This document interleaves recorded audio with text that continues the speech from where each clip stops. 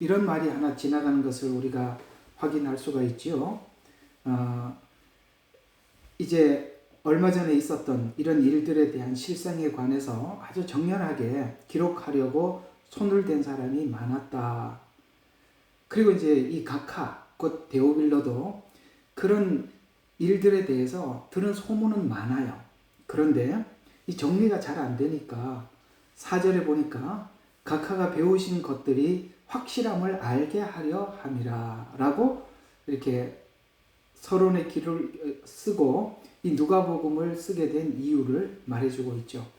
그래서 저번 주에 말씀을 조금 연결시켜서 여러분들에게 정리를 해드리면, 가르치는 은사를 가진 사람들은 뭔가를 잘 살피기도 하고, 그 다음에 또 뭡니까, 이렇게 잘 정리를 해서, 이렇게 데오빌로 각하가 부분적으로 알고 있던 소식들을 잘 정리해서 이 데오빌로에게 전해줌으로 인해서 얼마 전에 오셨던 예수님께서 참 메시아라는 소문만 들었는데, 누가의 이 글, 곧 누가복음을 통해서 예수님께서 참 구주가 되심에 대해서 확실하게 알게 해줌으로 인해서 데오빌로가 지금 현재는 여기저기서 들은 소문에 의해서 완전한 믿음은 아니지만 이제 누가복음을 통해서 완전한 믿음을 갖도록 하기 위해서 누가가 이 글을 써서 돕기로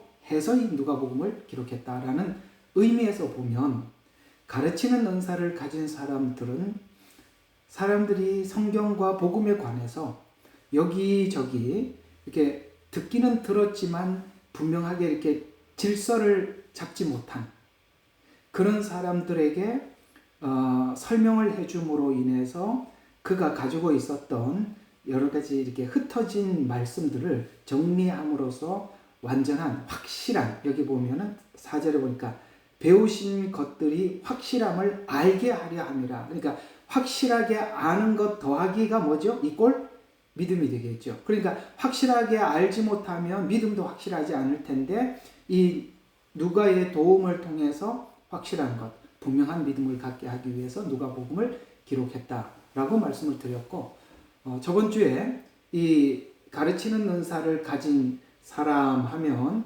누가가 가장 예를 들기 쉬운 사람이에요. 물론 바울도 가르치는 은사는 있습니다만, 바울은 이제 다음 시간에 조금 다른 쪽에서, 다른 관점에서 살펴보려고 이 가르치는 은사는 누가복음, 곧 누가를 통해서 여러분들에게 말씀을 전하고 있습니다.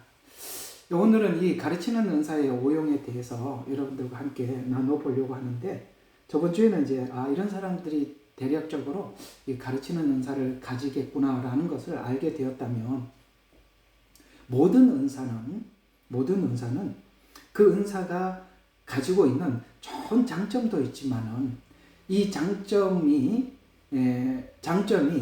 있기는 하지만 이 장점이 잘못하면은 단점이 될 수도 있어서 그 장점이 죽어버리고 단점이 부각돼 버리면 그 은사를 사용하더라도 유익이 되는 것이 아니라 도리어 마이너스를 가져올 수 있기 때문에, 우리가 무엇을 가지고 있든지 하나님께서 은사를 주셨더라도 그 은사를 잘 다듬어서 사용하지 않으면 사용을 해도 별로 효과가 나타나지 않을 뿐만 아니라 조금 더 나가면 역효과를 낼 수도 있다는 차원에서 그 은사에 대한, 이런 사람이 이런 은사를 가질 수 있습니다라는 그 은사를 확보하는 것에 대한 이해보다는 이 오용에 대해서 훨씬 더 많이 우리가 생각을 하고 있어야 하고, 그걸 우리가 염두에 두지 않으면 가르치는 은사가 너무나도 좋은 장점을 가지고 있다 하더라도 문제가 될 수 있다는 것이죠. 자, 일단은 이 이야기는 단순히 그저 가르치는 은사를 가진 사람만이 들어야 되는 이야기가 아니라, 오늘 성경에 보면은 우리가 시간이 되면 마땅히 선생이 된단 말이죠. 마땅히 선생이 된다는 것은 우리가 많이 배울 수밖에 없게 되고, 오래 다니면, 그렇죠? 많이 배울 수밖에 없고, 또 우리가 하나님의 말씀을 많이 체험할 수밖에 없죠. 우리 그럴 수밖에 없죠. 그런데 우리가 알다가 보면, 우리가 많이 배우다 보면 무슨 일이 생기느냐 하면 누군가가 배워야 할 사람이 눈에 보이게 돼 있단 말이죠. 배운 사람은 배워야 할 사람이 보인단 말이죠. 예를 들어서 선생이 학생들을 보면 그 학생이 지금 여기까지 알고는 있는데 그 다음 거를 가르쳐 주고 싶은, 왜냐하면 선생은 늘 누구를 가르치려고 하니까. 그러니까 그런 마음이 든단 말이죠. 그러니까 이 가르치는 은사를 가진 사람뿐만 아니라 여러분과 제가 오랫동안 교회 생활을 하다 보면 이제 막 신앙이 성장해 올라오는 사람들을 보면 마치 여러분들이 과거에 겪었던 그런 상황들을 저 사람들이, 다른 사람들이 겪고 있는 것을 눈으로 보게 되죠. 그 눈으로 보게 되니까 그게 이제 아는 게 있고, 아는 게 있으니까 가르쳐야 되겠다라는 마음의 충동이 일어나게 되는데, 이제 여기서부터 참 조심해야 되는 거죠. 그래서 오늘은 바로 이 부분을 여러분과 한번 다루어서 한번 생각해 보려고 하는 것입니다. 우리가 신앙생활을 하다가 보면 어느 시점이 되면, 물론 처음에도 하나님께서 그렇게 하실 수도 있지만 어느 시점이 되면 하나님께서 말씀을 열어주실 때가 있어요. 여러분 이제 예수 믿고 교회 다니면서 하나님께서 말씀을 많이 각자가 나름 열어주셨을 것입니다. 그래서 말씀을 열어주시는 시기가 있어요. 그런데 그 주실 때 그때부터 우리가 뭘 조심해야 되느냐면은 그 말씀을 하나님께서 주실 때 누구를 가르치기 위해서 배우자 하면은 큰일 나는 겁니다. 이해가 가죠? 선생이 되기 위해서 배우면 큰일 난다는 거죠. 하나님께서 말씀을 열어주실 때가 있는데 그때 우리가 가장 먼저 해야 될 것은 뭐냐면은 그 말씀을 내 안에 비추어야 하는 것입니다. 이 배운 걸 가지고 남들을 가르치려고 하지 말아야 된다는 것이죠. 여기서부터 참 조심해야 되는 것입니다. 이 다른 사람들에게 가르치기 위해서 말씀을 배우기 시작하면 그 말씀은 자기에게는 아무런 의미가 없어요. 그때 그렇게 배운 사람들, 그러니까 말씀을 배워서 다른 사람을 가르치려고 말씀을 배운 사람들 때문에 가르치는 은사는 큰 오용, 큰 문제를 일으킬 수가 있다는 것이죠. 그래서 우리는 이 말씀을 하나님께서 열어주실 때 가장 조심해야 될 것은 그 말씀을 우선 자기 자신을 비춰지게, 자기 자신을 돌아보는데 그 말씀을 사용해야 한다라는 이런 이야기를 먼저 여러분들에게 말씀을 드리면서 그와 관련된 여러 가지 이 문제점들을 한번 살펴보도록 하고, 또 성경에서 이 문제점을 이렇게 보완해라, 조심해라 라는 성경 구절들도 함께 여러분들과 함께 나누어 보도록 하겠습니다. 자, 가르치는 은사를 가진 사람들은 대략 누가 이런 일들을 잘 하게 되느냐면은 굉장히 고지식한, 여러분 학자들 아시죠? 공부를 많이 하고 학자들을 보면 굉장히 융통성이 없죠. 굉장히 원칙적인 성향이 강하죠. 그래서 아닌 거는 아닌 거고 맞는 거는 맞고, 이런 걸 이제 그런 걸 골라내다 보니까 자꾸 무슨 학문이든지 자꾸 연구하게 되죠. 그래서 이 가르치는 은사를 가진 사람들은 대략적으로 가만히 그 사람들의 성향을 보면 굉장히 원칙적인 성향이 굉장히 강력해요. 저는 가르치는 은사를 가지고 있습니다.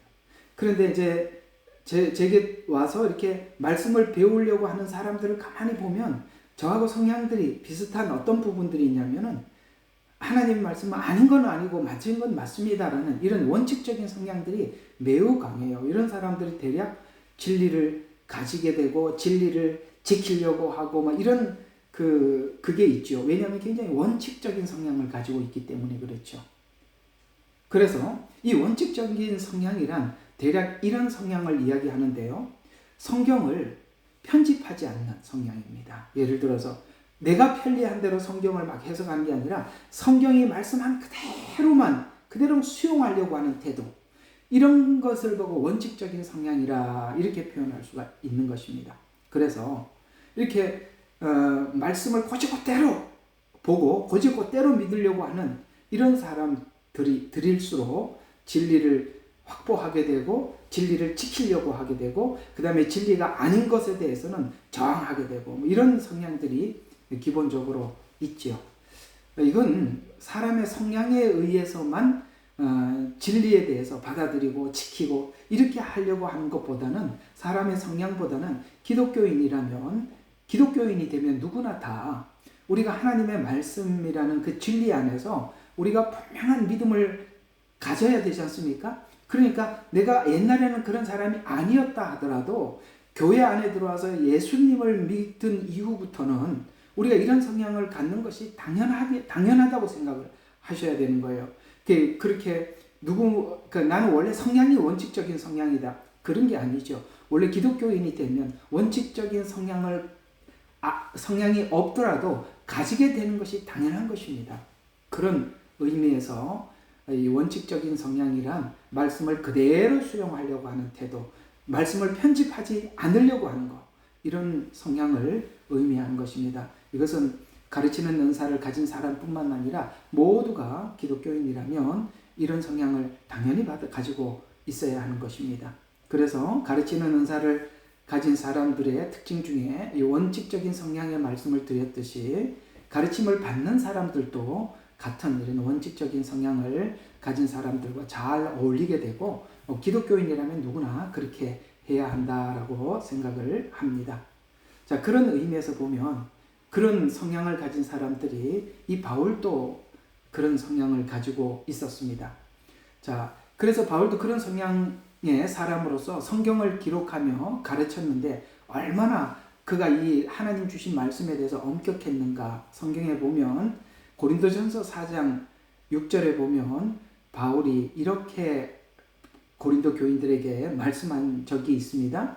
사람들에게 기록된 말씀 밖으로 넘어가지 말라, 이런 말씀을 경고하면서 이 말씀 밖으로 넘어가지 말라라는, 이게 말씀이라는 원칙, 이 기준 안에서 절대 본인도 넘어가지 않았을 뿐만 아니라 고린도 교인들에게 이 말씀 밖으로 넘어가지 말라, 편집하지 말라, 자기 마음대로 해석하지 말라라는 이 경고를 본인도 했을 뿐만 아니라 고린도 교인들에게 그렇게 권면함으로써 말씀을 추가하거나 빼는 것에 대해서 바울도 굉장히 경계했던 사람 중에 한 사람이죠. 또한 하나님의 말씀은 완전하다는 것을 믿기 때문입니다. 이게 가르치는 사람들은 하나님의 말씀이 완전하기 때문에 하나님의 말씀을 그걸 굉장히 아주 기초로 삼고 그 기초 아래서 마음껏 전하는 거잖아요. 아주 하나님의 말씀에 대해서 의심이 있다면 그가 전하는 이 말에 본인이 의심이 생겨서 그렇게 확신 있게 전하지 못할 것입니다. 그러나 그 하나님의 말씀은 완전하다는 것을 믿기 때문에 그 완전함 아래서 분명하게 진리를 전하게 되지요. 왜 바울도 그렇게 말씀 밖으로 넘어가지 말라라고 했느냐? 바로 바울이 하나님의 말씀을 이렇게 이해했기 때문입니다. 우리 디모데 후서 3장 16절과 17절, 우리 외우는 성경 구절이잖아요. 이렇게 말씀하고 있습니다. 모든 성경이 하나님의 감동으로 기록된 것이며 가르침과 훈계에 유익하다는 것을 강조했습니다. 그렇습니다. 바울은 분명히 이 하나님의 말씀은 살았고 운동력이 있어서 모든 사람들의 혼과 영혼과 골수를 찔러 쪼갤 뿐만 아니라 이 말씀은 너무나도 완벽하다라고 그는 그렇게 알고 있고 믿었기 때문입니다. 이 가르치는 조금 지금도 또 강조하지만은, 가르치는 은사를 가진 사람만 이런 걸 갖는 게 아니라 기독교인이라면 누구나 하나님의 말씀에 대해서 분명한 믿음이 있어야 하고 완전함에 대해서 의심이 들어서는 안 되는 것입니다. 요즘은 이 자유주의 신학이 들어오면서 성경 해석도 자유로이 하라 이렇게 선포할 뿐만 아니라 성경은 완전하지 않다, 원본만 완전하지 이렇게 사본은 완전하지 않고 더더욱 번역본은 불완전하다, 이런 얘기를 함으로써 이제는 이 하나님의 말씀이 사람들에게 완전한 하나님의 말씀으로 이해하고 있는 것에 대한 이해를 지금 파기하고자 하는 그런 일들이 일어나고 있지요. 그러나 여러분, 하나님의 말씀은 영원 무궁토록 변함없을 뿐만 아니라 완전한 것입니다. 이 부분에 대한 이해가 없으면 우리가 하나님의 말씀을 전할 수도 없고 외칠 수도 없는 거겠죠. 그래서 이 바울은 이 복음을 전파할 때 이런 성량 아래서, 이런 믿음 아래서 이렇게 밝히고 있습니다. 자, 고린도전서 2장 1절과 5절에 보면 본인이 이 복음을 전파할 때 이 말씀은 완전히 변함없는 분명한 하나님의 말씀이기 때문에 나는 이런 마음으로 이 복음을 전했습니다 라고 이렇게 표현하고 있는 것이 고린도전서 2장 1절과 5절입니다. 제가 한번 읽어드리죠. 2장 1절과 5절. 형제들아, 내가 너에게 와서 하나님의 증거를 전할 때에 말과 지혜의 탁월함으로 하지 아니하였노라. 이건 뭐죠? 지식으로 전하지 않았다, 이런 얘기고요. 이는 내가 예수 그리스도와 그의 십자가에 못 박히심 외에는 너희 가운데서 아무것도 알지 아니하기로 작정하였다. 바울은 자기 자신이 가지고 있는 많은 지식이 있었습니다. 그는 가말리엘 문화생이었죠. 지금으로 표현하자면은 서울대학 수석으로 들어갔고 최고의 학부를 나온 사람이다, 이런 이야기입니다. 그 당시에 최고의 학부였습니다. 그러나 그가 지금까지 배워왔던 그런 지식을 가지고 하나님 앞에 전하지 않으려고, 내가 그런 지식으로 전하지 않으려고 애를 썼다. 오직 예수 그리스도의 십자가에 못 박힌 외에는 아무것도 알지 아니하기로 작정했다. 내가 너희와 함께 있을 때 연약함과 두려움과 심한 떨림 가운데 있었다. 이게 어떤 떨림이 있었는가를 4절에 이렇게 이야기합니다. 내 말과 내 설교를 설득력 있는 인간의 지혜의 말로 하지 않으려고 굉장히 두려워했다, 이런 이야기가 되는 것입니다. 바울은 지식이 많았어요. 그러니까 지식이 많다 보니까 자기가 가지고 있는 지식으로 얼마든지 강론을 할 수가 있었어요. 그런데 혹시나 자기 지식 때문에 하나님 말씀이 방해를 받을까봐 성령께서 주시는 말씀대로 전해야 되는데, 그 성령께서 주시는 말씀을 전하는데 누가 자꾸 방해를 하느냐면 자기 지식이 방해를 하는 거예요.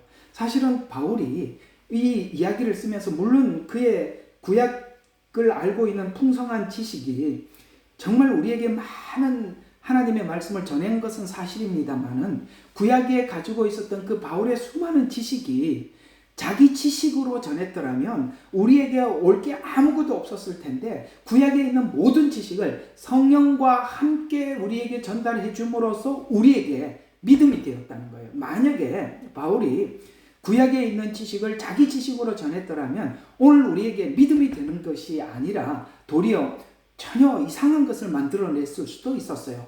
그래서 바울은 굉장히 그걸 두려워했다는 거예요. 그냥 자기가 가지고 있는 지식으로만 전달할까봐, 그 지식이 하나님이 주신 지혜와 함께해서 전달해야 되었기 때문에 어떤 말 한마디 하더라도 굉장히 이렇게 두렵고 심한 떨림 가운데 있었노라. 또 내 말과 내 설교를 설득력 있는 인간의 지혜의 말로 하지 않고 성령의 능력과 나타남으로 하였으니 이는 너희 믿음이, 그래서 그렇게 해서 바울이 하나님께서 주시는 그 지혜로 성령의 능력으로 했더니 뭐가 되게, 너희의 믿음이 인간의 지혜에 있지 아니하고 하나님의 능력에 있게 하려 함이라.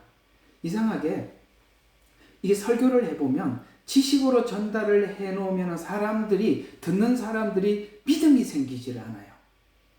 그런데 하나님께서 주시는, 우리가 알고 있는 지식을 하나님이 주시는 성령 안에서 지혜로 풀어놓으면 듣는 사람들이 믿음이 되더라는 거예요. 5절이 그 말이에요. 이는 너희 믿음이 인간의 지혜에 있지 않고 하나님의 능력에 있게 하려고 자기가 구약을 알고 있는 지식조차도 성령 안에서 전달하기를 원했다, 이런 이야기가 되는 것입니다. 어떻습니까? 우리가 사람들의 혼적인 설교를 들으면 우리에게 믿음이 생기질 않아요. 그런데 성령 안에서 전달하는 말씀을 듣고 나면 우리 마음속에 담대함이 생기고 믿음이 생기더라는 것이죠. 이런 것처럼 가르치는 은사를 가진 사람들은 뭘 조심해야 되느냐? 자기가 가지고 있는 지식 그대로 전달하는 것에 대해서 굉장히 심한 두려움과 떨림이 있어야 되는 것이다. 아무리 내가 실력이 있고 아무리 아는 것이 많다 하더라도 그 아는 것이 성령 안에서 하나님과 함께 이렇게 잘 이렇게 연합되어서 묶여져서 사람들에게 전달을 할 때 사람들에게 머리가 커지는 그런 지식이 되지 않고 믿음이 되더라라는 것을 바울은 너무나도 잘 알고 있어서 고린도전서 2장 1절과 5절에 그가 복음을 전할 때마다 어떤 마음을 가지고 전했는지를 말해주고 있습니다. 이런 이야기를 하면서 제가 여러분들에게 조금씩 이렇게 강조점, 적용점을 말씀을 드리면은 그렇습니다. 우리가 누구에게 하나님 주신 말씀을 전하고 전달할 때가 있지요. 그건 뭐 설교자만 하겠습니까? 성도들 가운데서도 아직도 믿음이 연약한 성도들에게 권면해야 될 기회도 있고 여러 가지 일들을 우리가 만날 수 있겠죠. 그러나 그때 우리가 일반적으로 알고 있는 지식을 사람들에게 말해주고 나면 그는 그 신앙의 믿음에 아무런 도움이 되지 않습니다. 그것을 전달하더라도 하나님께 묻고 어디까지 어떻게 전달을 해야 되는지 하나님께서 충분히 알려주시는 대로 또 하나님이 말씀 전달하라고 한 범위 안에서까지만 전달을 해줄 때 듣는 사람에게 유익이 되고 믿음이 된다는 것 꼭 잊지 마시기 바랍니다. 바울은 이 말씀 설교를 할 때나 또 성경을 교회 서신을 쓸 때도 자기 지식으로 전하지 않았기 때문에 이 모든 말씀들이 우리에게 믿음이 된다는 것을 기억하시듯이 여러분들도 다른 사람에게 뭘 전달해주고 말을 해줄 때 정말 이 부분에 대해서 신중하시면 좋겠습니다. 이게 단순히 은사만 공부하는 것이 아니라 우리가 생활하는 생활 속에서 우리가 다른 사람들을 대하고 또 다른 사람들에게 뭔가를 가르칠 때 우리가 꼭 마음에 가져야 될 자세이기도 합니다. 또 이 가르치는 은사를 가진 사람, 신약에서는 대표적으로 누가, 바울이라면 구약에 많은 사람들도 물론 있습니다만 에스라가 그런 사람입니다. 에스라 아시죠? 구약에 에스라가 있습니다. 자, 에스라는 구약 율법을 연구하는 사람이었고 또 그것을 가르치면서 백성들에게 그 원칙을 지키게 한 인물 중에 한 사람이죠. 근데 이 에스라서 7장 10절에 보면 이런 말씀을 하고 있습니다.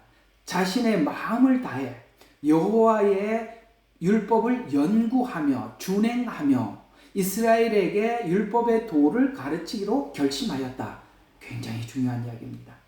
이 에스라가 이스라엘에게 복음을 전하고 하나님의 율법을 전달하기 전에 뭘 했다고요? 자신의 마음을 다해서 여호와의 율법을 연구하면서 동시에 뭘 했냐면 준행했어요.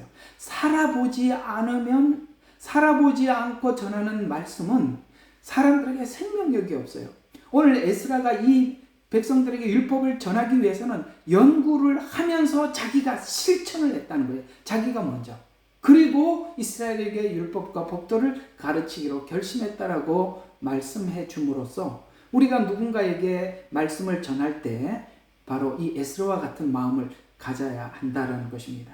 그는 율법에 있는 그대로 가르쳤고 하나님의 말씀의 원칙을 전하는데 헌신했을 뿐만 아니라 실제 그는 그렇게 몸소 살았다라고 말씀하고 있다는 걸 기억하시기 바랍니다. 하나님의 말씀은 살아있어서 홍과 영과 골수를 찔러 쪼개듯이 여러분 하나님의 말씀이 실제 내 안에서 내 생각이 바뀌어졌던 경험이 있어야 되고 내 영이 새로워진 경험을 가지고 우리가 다른 사람들에게 하나님의 말씀을 나누고 전달할 때 생명력이 있음을 기억하기를 바랍니다. 그래서 이 원칙적인 성향, 아까 누가도 그렇고 바울도 그렇고 에스라도 그렇듯이 원칙적인 성향이 분석하고 전달하는 장점은 있지만 이 문제로 인해서 우리가 이 원칙적인 성향을 가지고 있는 사람들의 약점도 보완해야 되는데 우리가 학자들을 보면 교수들이나 학자들, 선생님들을 보면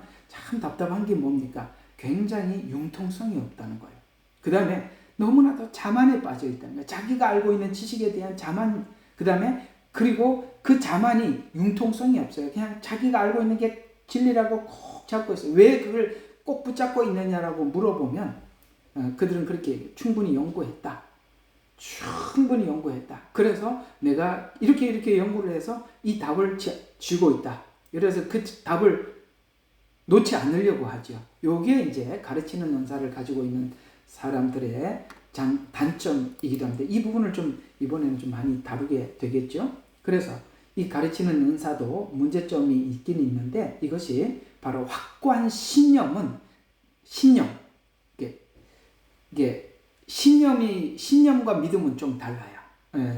신념은 뭐냐면 내가 연구해서 얻은 결과를 꼭 쥐고 있는 걸 보고 그걸 보고 이제 내가 믿고 있는 걸 보고 신념이라고 한다면 믿음은 그거하고 달라요. 믿음은 바로 하나님이 준 거고 신념은 내가 연구해서 쥐고 있는 것입니다. 요게 신념과 믿음을 우리가 정말 조심해서 구분할 수 있어야 되는데 보통 우리가 하나님 안에서 얻어진 지혜가 아니면 이게 믿음이 아니라 신념일 가능성이 높아요. 그러면 이게 자만으로 가게 되어 있습니다. 믿음은 겸손으로 가는데 신념은 자만으로 가고 신념은 교만으로 가고 신념은 폐쇄적인 사람이 되어 가는 것입니다. 이 부분을 경계해야 하는 것입니다. 그래서 이 지식에 대한 그러니까 지식에 대해서 자만하는 것에 의해서 교사들은 그들이 배운 것들로 인해서 자만하는 태도를 가지기가 쉽습니다. 그래서 이것이 나만 알고 있다고 생각하기 때문에 교만하기 쉽고 겸손해야 합니다. 꼭 오늘 이 말씀을 기억해 주시길 바랍니다. 우리가 하나님의 말씀들을 다른 사람들이 알지 못하는 걸 내가 알고 있을 때 우리는 굉장히 자만하기가 쉽고 그 다음에 교만하기가 쉽다는 것을 아셔야 하는 것입니다. 이건 제 간증이기도 합니다만 하나님께서 어느 시간에 막 말씀을 너무너무 많이 열어주셔서 정말 이걸 어떻게 다 주어 담을 수가 없을 만큼 정말 풍성하게 주셨어요. 그러다 보니까 남들이 알지 못한 걸 많이 알게 되다 보니까 사람들이 막 설명을 하면서 사람들이 어떻게 이런 걸 깨달았느냐 은혜를 받았다고 하니까 나도 모르게 자만심이 생기기도 하고 교만해지는 제 자신을 본 적이 있습니다. 야, 이게 참 무서운 거구나. 이게 다른 사람들이 은혜를 받았고 또 남들이 알지 못한 거 하나 열어주니까 이렇게 자만하고 교만하게 되더라. 그걸 제가 한번 굉장히 한번 이렇게 마음속 깊이 경험한 적이 있습니다. 여러분들도 그럴 확률이 높다는 것을 꼭 기억하십시오. 이제 하나님께서 남들이 알지 못하는 복음을 열어주시기도 하고 마지막 때를 열어주기도 하고 하여튼 막 이렇게 알려주면 인간은 그게 대략적으로 이렇게 자만으로 가든지 교만으로 가더라고요. 정말 조심해야 되는 것입니다. 이 부분이 정말 다뤄져야 하고 정말 조심해야 하는 것입니다. 여러분 아시겠죠? 우리 예레미야 눈물방에 있는 여러분이나 주생명 선교교회에 있는 여러분들이나 하나님께서 말씀을 열어주시는 여러분 중에 어떤 분이라 하더라도 하나님께서 이렇게 말씀을 열어주실 때 그때가 정말 우리 자신을 잘 지키고 관리해야 되는 위기라는 사실을 잘 기억하셔서 우리 자신을 하나님 앞에 꼭 지켜나가기를 바랍니다. 우리가 이것을 성경은 조심하라고 이렇게 말씀하고 있거든요. 고린도전서 8장 1절에 지식은 교만하게 하고 사랑은 덕을 세운다. 여러분 지식은요 교만하게 된답니다. 자연스럽게 교만으로 간대요. 그러나 그 하나님 주신 지식이 은혜 안에서 우리에게 자리 잡으면 사랑으로 나가는데 그럼 덕이 된대요. 그러니까 덕이 된다는 것은 뭐냐면은 지식은 그냥 사람들에게 내가 알고 있는 것을 그냥 사랑 없이 전달하는 것입니다. 그냥 막 성경은 이렇잖아, 하나님 말씀은 이렇잖아 탁탁 꺼내놓는 거. 우리가 가끔씩 보면 어떤 문제가 있으면은 하나님 말씀이 이렇습니다. 말씀을 탁탁 근거로 막 꺼내놓으면서 하는 사람들, 그게 교만이에요. 그러나 사랑은 뭘로 간다고요? 덕을 세운답니다. 덕이라는 것은 그 사람에게 필요한 만큼만 올려주는 거예요. 이해가 가요? 그 사람의 믿음의 수준에 맞게끔 거기까지 올려주는 거예요.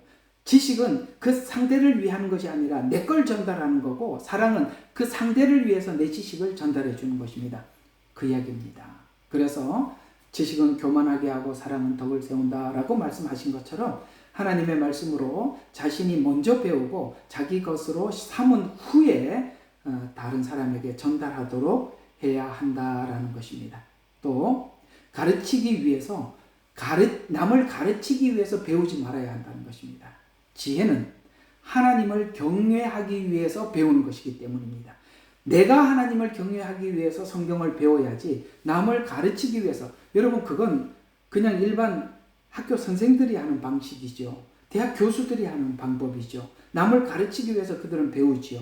그러나 우리 기독교인들은 하나님의 말씀을 배우는 이유는 하나님을 내가 경외하기 위해서 하나님의 말씀을 배우는 것입니다.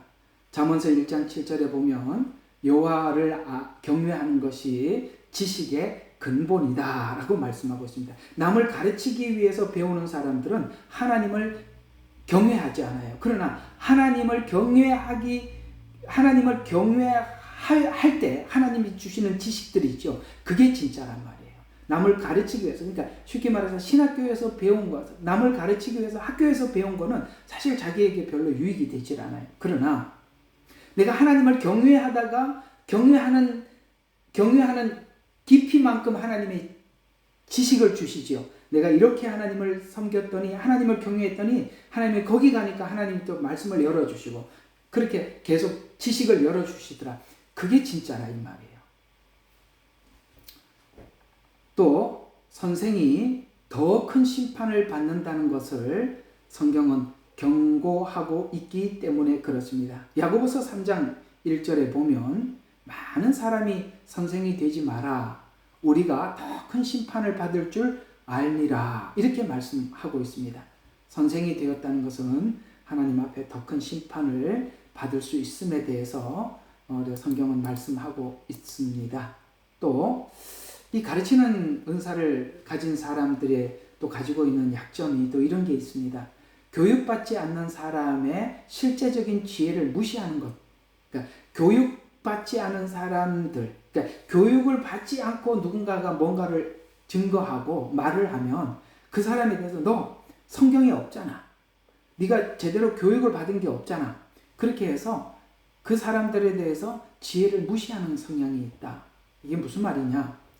교사는 학습 장소에서, 다른 말로 표현하자면 너 신학 공부했어? 뭐 이런 이야기가 되겠죠. 지금 우리 표현대로 하자면. 그래서 교사는 학습 장소에서 배우지 않는 그런 사람들의 경향을 무시하는 성향이 있어요.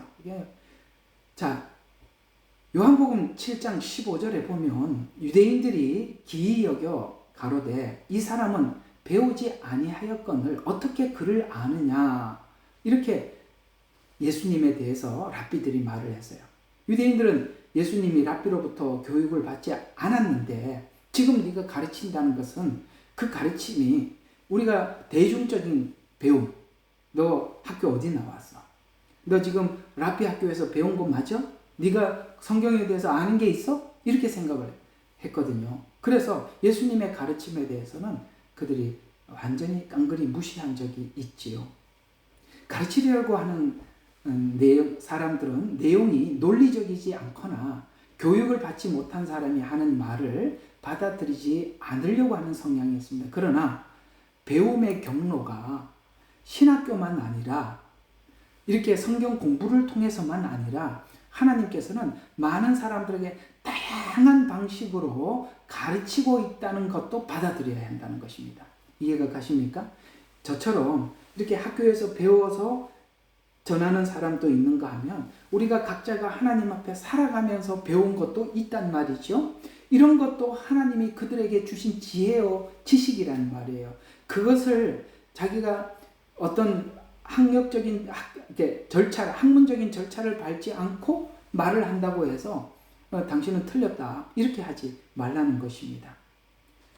그래서 대략적으로 보면 이게 말씀을 전하는 사람들은 체계적으로 말씀을 연구하고 체계화시켜서 전달하는데 은사자들은 하나님께서 직접 주시는 것을 전할 때도 있거든요. 그래서 늘 보면은 은사를 가진 사람들이 전할 때, 그러니까 말씀의 은사를 가진 사람이 상대방에게 뭔가를 말을 할 때와 그냥 은사를 통해서 하나님께서 주시는 말을 전할 때 그 두 사람이 이렇게 만나면 서로 간에 이렇게 충돌이 일어나는 경우가 많이 있어요. 우리 여러분 대략 이렇게 성경 공부하시는 여러분들은 그런 정도의 경험은 있을 줄로 압니다만 말씀의 은사를 가진 사람들은 하나님께서 직접 주시는 어떤 예언의 은사, 그것도 참 어떤 때는 정말 중요하고 필요하거든요. 그게 말씀으로 해결할 수 있는 것이 아니라 숨은 것을 그 사람에게 끄집어내서 죄를 끄집어내서 회개시키게 하기 위해서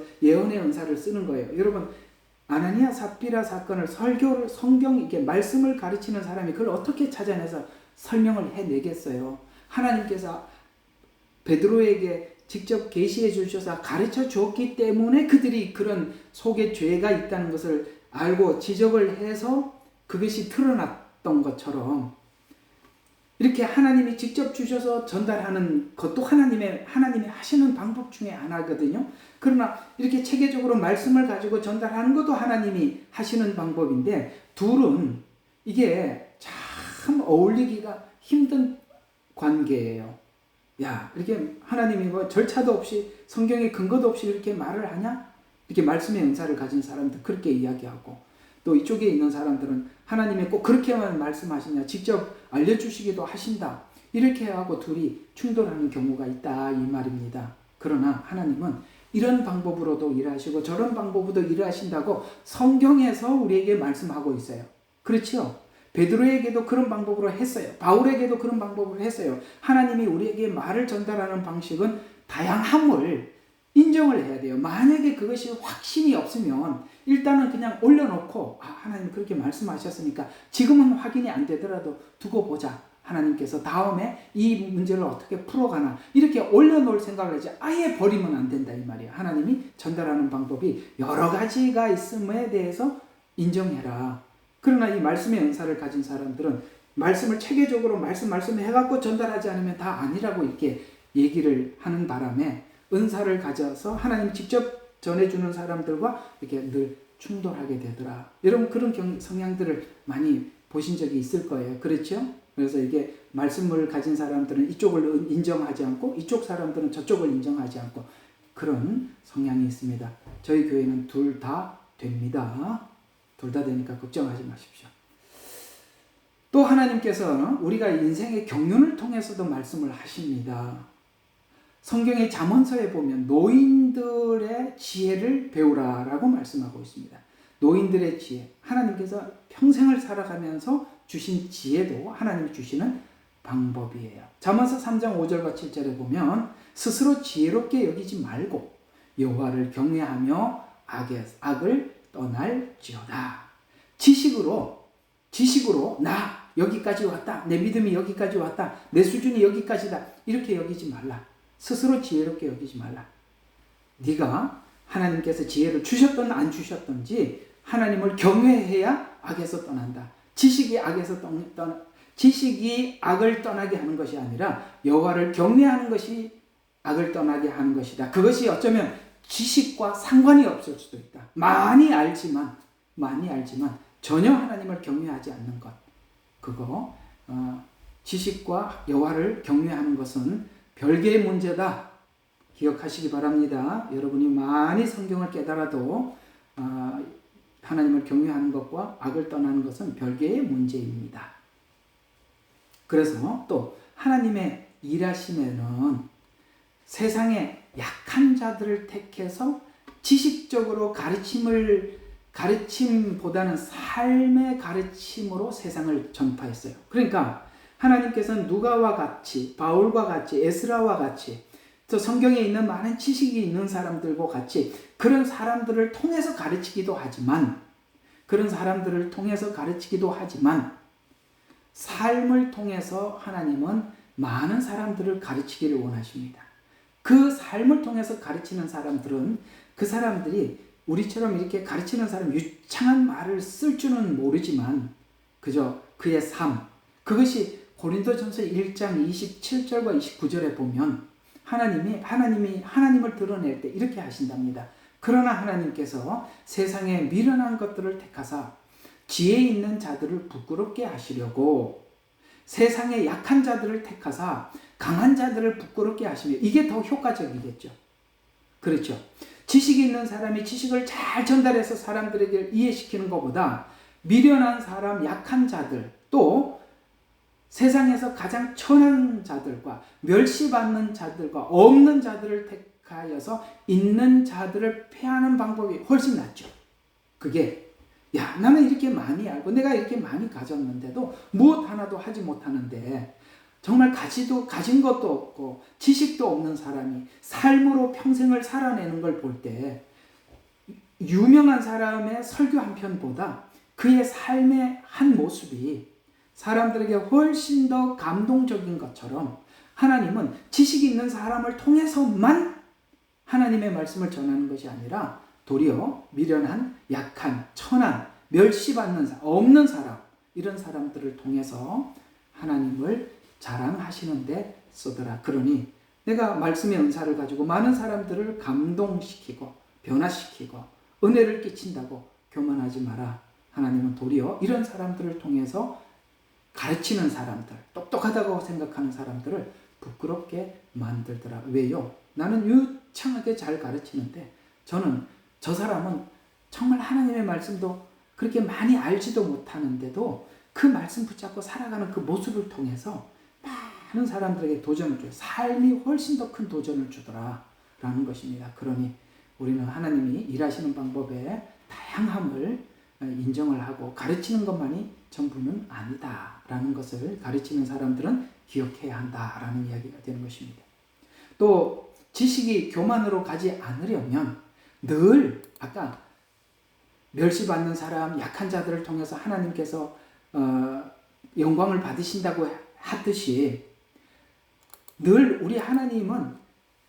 우리 하나님의 일하심을 우리가 생각할 때마다 항상 나보다 남을 더 낫게 여기는, 이해가 갑니까? 그 사람이 뭔가 나보다 못하더라도 그 사람에게 배울 게 있고 그 사람에게 나타나는 하나님의 은혜가 있다는 거예요. 그래서 지식이 교만으로 가지 않으려고 한다면 늘 다른 사람들을 볼 때마다 나보다 남을 낮게 여기는 마음을 가져야 되는 것이다. 빌립보서 2장 3절에 보니까 아무 일에든지 다툼이나 허영으로 하지 말고, 이게 뭡니까? 경쟁의식으로 하지 말라는 거예요. 다툼이나 허영으로 하지 말고 오직 겸손한 마음으로 각각 자기보다 남을 낮게 여겨라. 그러면 우리 자신을 지켜낼 수가 있겠죠. 그래서 우리 가르치는 사람들은 하나님께서 남들이 알지 못하는 말씀을 열어 주었더라도 끝까지 우리 마음속에 겸손을 지켜나가는 것, 그것이 바로 자기를 지키는 일임을 기억하면 되겠습니다. 또 가르치는 자들은 자신이 진리의 출처 그리고 최종의 심판자라. 왜냐하면 내가 연구한 것은 완벽하다. 아까 누가가 뭐라 그랬어요? 내가 살펴서 확실한 것을 전해주려고 한다. 그 확신이 잘못하면 내가 완전히 모든 진리를 다 잡고 있으며 그 다음에 내가 결정하고 내가 판단하는 것은 분명하다, 틀림없다라는 어떤 심판자, 진리의 출처다, 심판자라고 생각할 수가 있다. 참 위험한 생각이지요. 그래서 내가 검사해보고 옳다고 말하기 전에는 옳지 않다라는 태도를 가지기가 쉽다. 내가 분명히 내가 모든 것을 다 검사해보고 확증이 되어야만이 옳다.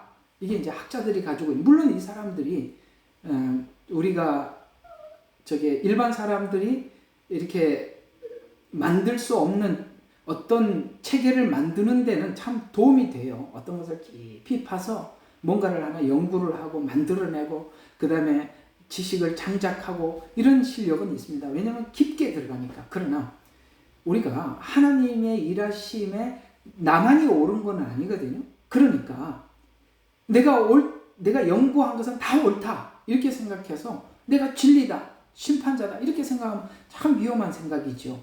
우리가 어떤 것에 대해서 검사해보는 것은 좋은 생각이지만 자신도 틀릴 수 있다는 것도 인정해야 하는 것입니다. 이렇게 가르치는 사람들은 다른 사람들에게 자신이 오직 유일한 진리의 출처인 듯한 인상을 주기가 쉬워요. 예, 있잖아요. 맞습니다. 내가 연구한 것은 다 다양하게 연구를 했고 그것이 딱 맞다고 생각을 했기 때문에 마치 자기가 모든 진리의 출처인 듯한 그런 자부심을 가지게 되고 그걸 강조해. 그래서 다른 사람이 나하고 틀린 이야기를 하면 무엇도 받아들이지 못해요. 이것이 독선이 될 수가 있고 모든 것을 심판하는 심판자가 될 수 있어요. 예를 들어서 나는 이단을 판명하는데 공부를 많이 했다. 그래서 나는 내가 연구해보고 당신을 연구를 해보고 딱 이단이라고 판명을 딱 내리고 나면 당신은 이단이야. 이게 뭐 하나님도 아니고 그렇죠? 자기가 그렇게 위험할 수도 있다는 것입니다. 그래서 이것은 독선이 될 수가 있고 모든 것을 심판하는 심판자 곧 하나님의 자리에 오를 수 있다는 것의 위험을 가지고 있습니다. 그래서 우리는 이런 생각을 가지고 모든 것을 바라보면 참 좋을 것 같아요. 그게 뭐냐면은 지식의 단계를 주는 겁니다. 뭔가를 내가 들었으면 그것이 확실한 것은 오케이 하고 딱 쥐는 게 좋아요. 예. 그러니까 어쩔 수 없죠. 이게 이 은사를 가진 사람들은 연구를 하고 연구한 것에 대해서 확신이 없으면 확신 있게 전할 수가 없으니까 확실하게 연구한 것은 확신을 가져요. 그건 내 거 맞아. 이거는 모든 것에 대해서 확실해. 그러나 두 번째, 미정인 것도 그러니까 단계를 두라는 거예요. 확신하는 것은 내가 가지고 있지만 미정인 것은 올려놓으라는 거죠. 그리고 미정도 안 되는 것은 그냥 연구 이렇게 단계로 자기가 이 지식들을 이렇게 단계로 이렇게 놔두면 되는데 이 단계로 놔두지 않고 그걸 내가 연구한 것은 무조건 다 맞다 이렇게 해버리면 정말 곤란하단 말이죠. 그래서 자기가 지식을 전달하고 교사로서 역할을 하기 위해서는 확신이 있어야 하기 때문에 확신이 있는 것은 확신을 가지고 있대. 아직 그러지 못한 부분들에 대해서는 좀 미정이고 그래서 저는 이런 부분들을 이렇게 하면 좋겠어요. 저도 그렇게 해왔고요. 성경은 이렇습니다. 이런 것 이렇게 여러분들이 성경은 이렇게 말씀하고 있습니다. 분명히 이렇습니다라고 하는 것은 제가 확실한 부분에 대해서는 그렇게 말을 하지만 미정인 것들은 제 생각은 이렇습니다라는 말을 꼭 붙입니다. 왜요? 그거는 확실한 건 아니거든요. 그저 아직 내 생각일 수도 있고 또 다양한 또 다른 견해들이 있는 부분에 대해서는 제가 틀릴 수도 있기 때문에 이건 제 생각입니다. 이런 부분들은 여러분들이 공감을 해도 좋고 안 해도 좋습니다. 그렇게 좀 단계를 두시면 좋을 것 같습니다. 그러면 이게 해결이 될 것 같습니다. 또 인간의 지혜와 명철에는 한계가 있다고 성경은 우리에게 말씀해 주었었죠. 잠언서 3장 5절과 7절에 보면 이렇게 말씀을 하고 있습니다. 너는 마음을 다하여 하나님 여호와를 신뢰하고 내 명철을 의지하지 말라. 네 지식과 지혜를 의지하지 마라. 너는 범사의 그를 인정하라. 그리하면 내 길을 지도하시리라. 스스로 지혜롭게 여기지 말지어다. 여호와를 경외하며 악을 떠날지어다. 이렇게 말씀하고 있습니다. 그렇습니다. 하나님을 신뢰해라. 하나님이 내 생각에는 이렇더라도 하나님이 그렇다고 말씀을 하시면 그 말씀을 받아들여서 신뢰해라. 네 명철이 네 지식을 의지하지 마라. 그리고 네가 혹 잘못 갈 때 하나님께서 길을 바꾸시고 이쪽으로 가라라고 다른 길을 열어서 그 길로 가라고 길을 주시면 그 길도 인정을 해라. 네 지식으로 분석해보니까 이거는 아닌 것 같아. 이렇게 하지 말라. 하나님 내가 뜻하지 않는 길도 주신단 말이죠. 그래서 두 가지를 한다. 내 명철을 의지하지 말고 여호와를 신뢰하고 그 다음에 하나님께서 주시는 그 모든 것에 대해서 인정해라. 그러면 하나님이 길을 지도하시리라. 이렇게 갈 때 하나님이 우리에게 지혜를 주시고 그 지혜 안에서 성경이 보이고 성경이 그 지혜 안에서 보인 성경을 우리가 전달하고 설교를 할 때 여러분 듣는 사람에게도 신앙이 되고 믿음이 된다는 것입니다. 그래서 이 부분에 대해서 내 약함, 한계, 내 명철의 부족함 그것도 인정해라. 하나님께서 느닷없이 다른 이야기를 하더라도 하나님 주신 말씀을 우리가 내 이성에 맞지 않다고 버리지 말고 담아두어라 라는 이야기가 되는 것입니다. 우리가 학자가 되어야 하지만 학자가 되더라도 하나님께서 우리 이성 위에 어떤 말씀을 주시면 그것도 늘 수용할 수 있는 준비된 마음, 이 믿음을 가져야 한다라는 것입니다. 자, 또 잘못된 고정관념적 지식은 심각한 문제를 가지게 된다. 아까 확고한 내가 심판자요, 완벽한 출처, 여기 내가 진리를 쥐고 있다 이렇게 생각하고 있는 이 고정관념들이 심각한 문제를 가지게 됩니다. 여러분, 예수님이 오셨을 때 바리새인들이 예수님의 말씀에 어떤 것도 수용하지 못하고 받아들이지 못합니다. 왜요? 자기들이 가지고 있는 그 신앙과 믿음에 대해서 너무나도 확고한 고정관념을 가지고 있었거든요. 그때 예수님께서 그 바리새인들을 향해서 이렇게 외치십니다. 마태복음 23장 13절에 보면 화 있을진저 외식하는 서기관과 바리새인들이여 너희가 천국 문을 사람들 앞에서 닫고 너희도 들어가지 않고 들어가려고 하는 자도 들어가지 못하게 하는도다. 잘못된 고정관념. 본인도 뭡니까?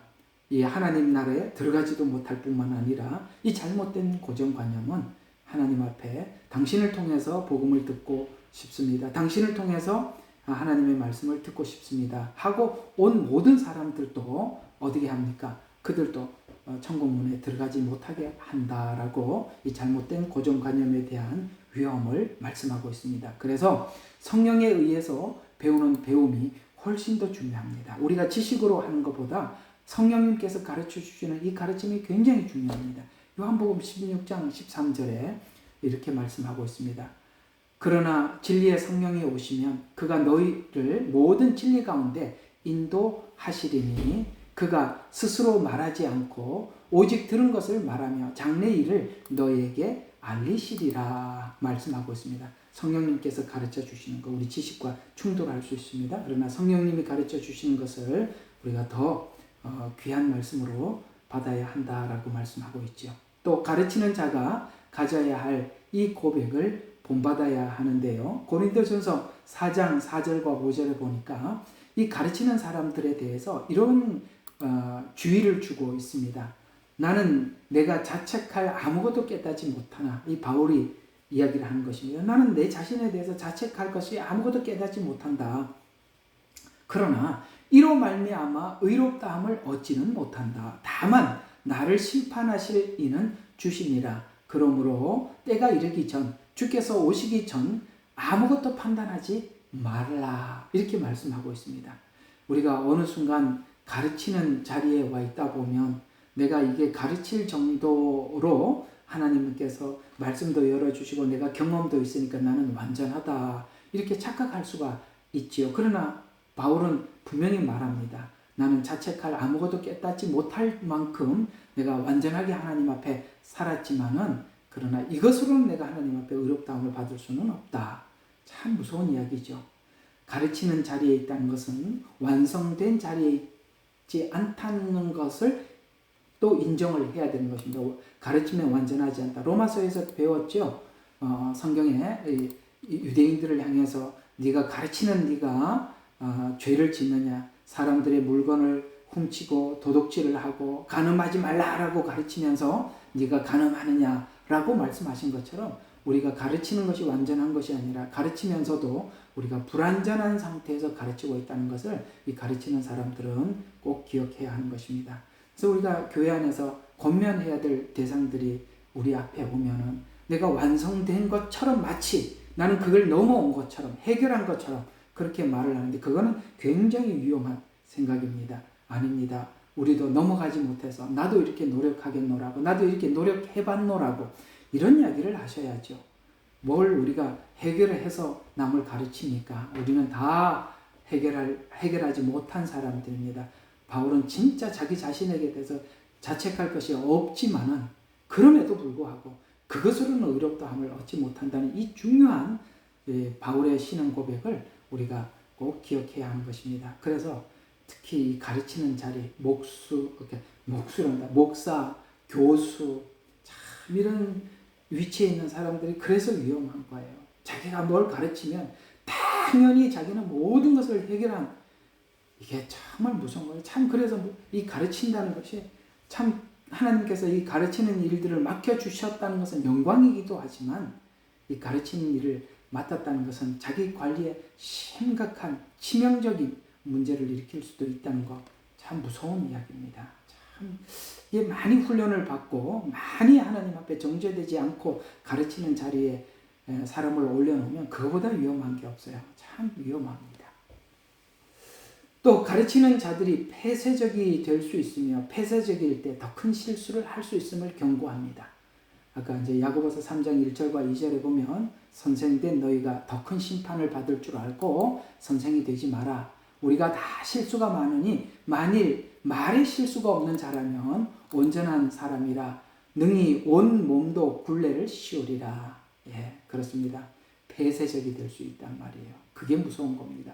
선생이 되면 자기가 연구해서 얻은 것은 내가 확고한 진리를 가지고 있어요. 그래서 다른 사람이 뭔 말을 하면 안 받아들이려고 그래야 돼요. 참 가르쳐보면 목사들처럼 가르치기가 힘든 게 없어요. 얼마나 말을 안 돼. 근데 우리도 한번 그렇게 목사님들 하고 이렇게 목사가 돼서 목회하고 있는 분들하고 이렇게 성경 공부를 한번 한 적이 있었는데 참 해보면 은혜가 되는 부분이 참 많이 있는데 그런 거는 다 은혜가 참 감사합니다. 은혜가 됐습니다. 이런 말은 안 하고 왜 그건 그렇게 생각하나? 나는 그렇게 생각한다. 맨날 따지고 저는 사실 목사님들 가르치다가 그만둬버려서 너무 화가 나서 이게 이 가르치는 사람들이 굉장히 위험한 거예요. 무서운 거예요. 하나님께서 누군가를 가르치는 자리에 내놓았다는 것은 하나님께서 그를 충분히 다루고 충분히 준비시키지 않고 가르치는 자리에 딱 내놓으면 저는 그건 불행이라고 생각합니다. 차라리 평신도로 가르침을 받고 사는 게 1000번, 10,000번 낫죠. 가르치는 것이 자기가 자기를 죽이는 일이 될 수가 있다는 것입니다. 정말 신학교 다닐 때나 전도사 때 정말 훈련 정말 강하게 받아야 하고 그때 훈련되지 않고 어설프게 훈련을 받고 하나님 앞에 말씀을 들고 딱 서게 되는 순간 어쩌면 자기가 자기 스스로를 죽일 수도 있는 것입니다. 정말 그렇습니다. 저는 이 제자 사역을 오래 해봐서 그런 건 정말 그런 거에 대해서 전 마음에 아주 참 그게 좀 새롭습니다. 제게는. 자, 그 다음에 기교적인 결함이 있다 해서 옳은 가르침을 비평하는 것에 의해서 자, 교사는 다른 사람들의 가르침을 들을 때 잘못 가르치는 것을 이렇게 찾게 돼요. 자꾸 이렇게 뭔가 이렇게 교사들이나 목사들이나 이런 사람들을 뭘 가르쳐 주면은 은혜를 받는 부분들을 듣는 게 아니라 조금 전에 말씀드린 것처럼 은혜 되는 것을 찾아내는 것이 아니라 뭔가 틀린 걸 자꾸 찾으려고 그래요. 그러면 그걸 이제 잘못 가르치는 것을 찾게 될 때 가르치는 사람 모두를 인정해 주지 않고 가르침 전체를 비평한단 말이에요. 예를 들어서 10개를 가르쳤는데 그 중에 9개는 정말 귀한 은혜를 가르쳤어요. 근데 한두 개가 틀렸어요. 그러면 그 한두 개 틀린 것 때문에 앞에 정말 바르게 가르쳐줬던 9개, 10개는 다 비평을 받는 거예요. 저 사람은 이렇게 생각을 하고 있기 때문에 저 사람 가르치는 건 무조건 다 틀렸어. 이렇게 된단 말이죠. 이해가 가죠? 누군가가 어떤 사람들에게 잘못 그래서 예수님께서 이런 말까지도 한 겁니다. 너희들의 그 바리새인들이나 서기관들의 말은 들어라. 무슨 말입니까? 그들의 말에 맞는 게 너무 많다는 거예요. 그러나 행동은 본받지 마라. 그게 무슨 뜻일까요? 그들은 말은 분명히 잘했습니다. 그러나 삶으로는 살지 않았어요. 우리가 주변에 있는 많은 가르치는 사람들 중에서 그들이 가르치는 가르침 속에 옳은 게 참 많아요. 그러나 예수님께서 분명히 말씀하셨죠. 그런 말들은 들어줘라. 그러나 그들이 행동하는 것은 배우지 마라. 왜요? 그는 가르친 대로 살지 않았기 때문에. 행동하는 것은 본받지 말라는 것은 어떤 겁니까? 행동하는 것은 부정적으로 배우고 그러니까 가르치는 것은 긍정적으로 들어라. 그건 옳은 말이니까. 이렇게 말을 하면서도 자기들이 안 살았으니까 그건 부정적으로 배워라. 우리가 보면은 어떤 사람들에 대해서 누구나 우리는 다 배울 수 있는 사람들이죠. 누구는 가르치는 것으로 배우기도 하고 누구는 잘못 사는 것을 보면서 배우기도 합니다. 바리새인들의 잘못 사는 것도 배우라는 거예요. 그렇게 살면 안 된다고 배우라 이 말이죠. 그래서 예수님께서 그렇게 말씀하신 것이죠. 그래서 가르침이 타인을 비판하면서 자신의 옳음을 증명하기 위한 것이 될 수도 있다고. 이해가 가십니까? 누구를 막 비판을 하면서 내가 옳다. 이렇게 하시는 분들이, 남은 다, 다른 교회는 다 썩었고 다 엉터리인데 내가 가르치는 것만 완전하다. 이렇게 우리가 그렇게 될 확률이 높아요. 우리 예레미야 눈물 여러분, 정말 이 부분에 대해서 정말 하나님의 그 말씀을 귀담아 들어야 하는 것입니다. 왜냐하면 마태복음 7장 1절과 5절에 이런 말씀이 있죠. 비판을 받지 아니하려거든 비판하지 마라.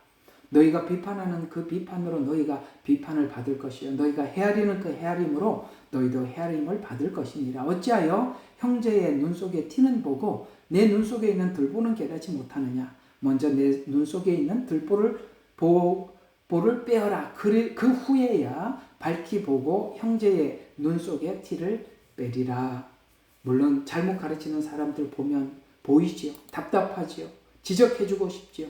그러나 거기에 함몰되면 우리도 큰 낭패를 당한다는 것을 꼭 기억하시고, 잘못된 것은 잘못됐다고 분명히 배우시고 비평은 하시되 그 뒤에 그를 불쌍히 여기고 그를 위해서 기도해 주는 것으로 끝장을 내야지, 결별하고 저기는 틀렸고 나만 옳고 이렇게 자만이나 교만하고 폐쇄형으로는 가지 말라라는 주님의 말씀 꼭 기억하시기 바랍니다. 아시겠죠? 꼭 기억하세요. 이게 마지막 때, 하나님께서 마지막 때가 열리고 복음이 열리는 이런 사람들이 가질 수 있는 위험성들이 이런 것들입니다. 이걸 참 조심하고 주의하셔야 되는 것입니다. 그들도 불쌍히 여기는 마음을 꼭 가지고, 사랑은 덕을 세운다 잊지 마시기 바랍니다. 지식은 교만하게 하는 것. 자, 인간은 언제나 완전한 시각을 가질 수 없는 죄성을 가지고 있다. 왜? 우리도 늘 삐딱하거든요. 아무리 은혜를 받아도 우리는 죄성을 가지고 있어요. 로마서 3장 23절에 모든 사람이 죄를 범하여 하나님의 영광에 이르지 못한 존재임을 인정하라는 거예요. 우리 죄성도 함께 인정해야 되는 것입니다. 우리는 모든 것에 대해서 좋게 보려고 하는 마음보다는 내가 너를 좋게 보지 말아야 될 걸 찾아내는데 애를 쓰지, 남들에게 좋은 걸 보는, 이렇게 좋은 걸 보는 인간의 속성이라면 뉴스에 선행만 뉴스에 내보내야지. 뉴스 보세요. 전부 다 오늘 있었던 일 중에 전부 다 문제되는 것만 다 꺼집어내야지. 오늘 누구에게 이렇게 착한 일을 했습니다. 이렇게 귀한 사람이 있습니다. 이 사람에게 박수 쳐 줍시다. 그렇게 뉴스를 내보내면 사람들이 안 봐요. 그 방송국 문 닫으니까. 그래서 늘 문제만 끄집어 내놓는 거예요. 이게 우리 인간의 속성이란 말이에요. 그런 것처럼 그걸 인정을 해야 돼요. 우리에게도 그런 마음이 있다는 거. 모든 사람이 죄를 범하여 하나님의 영광에 이르지 못하는 이 죄성에 대해서 우리가 인정을 해야 내 문제도 인정하고 들어가는 것입니다. 또 우리가 알고 있는 것은 전체가 아니라는 것도 아셔야 됩니다. 그래서 지식이 한계가 있다는 거예요.